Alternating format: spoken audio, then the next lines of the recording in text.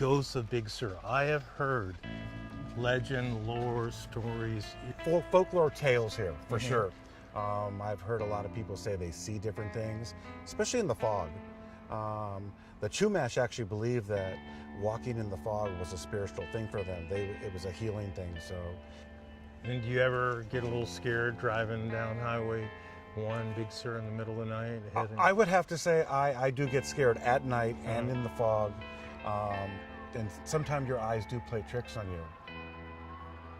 But I have seen certain things myself that gives me pause to stop and wonder what the hell I just saw.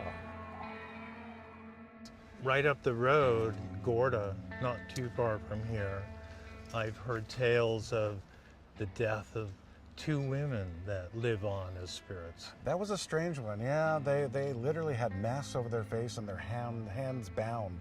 And I've heard a lot of the local people talk about still seeing them to this day.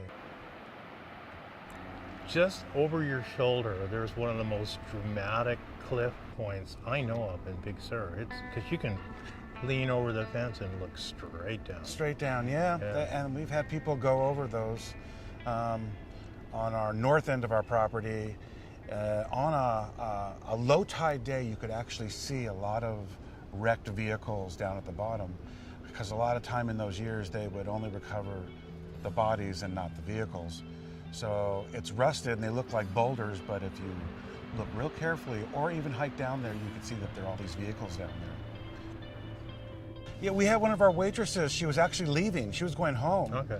A waitress and a waiter, and they were tired after the day, and there was a big motorhome in front of them, and it was kind of driving sporadic, and she made the comment that it looks like it's going to go over the cliff.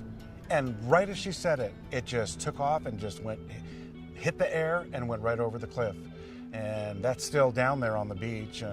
And the waiter jumped out of the car and tried to hike down the cliff. He couldn't make it, but he did get a terrible case of poison oak for his troubles. And the waitress came back here to call 911. And that was actually a suicide. He meant to do that. And as I remember, he was like a bank robber That's what I heard. I heard he had robbed a bank, and I heard he was a nice guy and that his family, he was driven to the brink, never did a bad thing in his life, yes. Yeah. And he was going to be, I believe he had a court date like the next day, and that's why he had planned to do this with his motorhome. Along this treacherous stretch, so many people have died going off cliffs that one would think there would be some spirits that haunt this area. There are people, unfortunately, that have lost their lives up here in unfortunate accidents, and their families do come back a lot to feel their presence, and then a lot of times they turn into stories of where people see certain things. One story that actually comes to mind, we had a gentleman from the Bay Area, I believe, and he was a tourist with a rent-a-car, had gone over the cliffs on our north side of the property. His car seemed to have found the only opening. It was all guardrails with a small opening in between. He did end up going over, and it was in the middle of the day, and we all heard the crash, and our employees immediately hiked down to our beach and then had to scale the mountain back up to him. They did find him deceased. But it's so strange because since then, our employees, you could look directly out to where the accident happened, and they swear they see something moving over there. It could be an animal, but they say it's more of a human figure. So they really believe it's still him.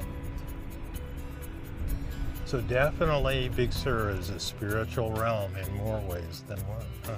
I think if I passed away, I'd want my spirit to spend its time here. Yeah, not a bad duty. See?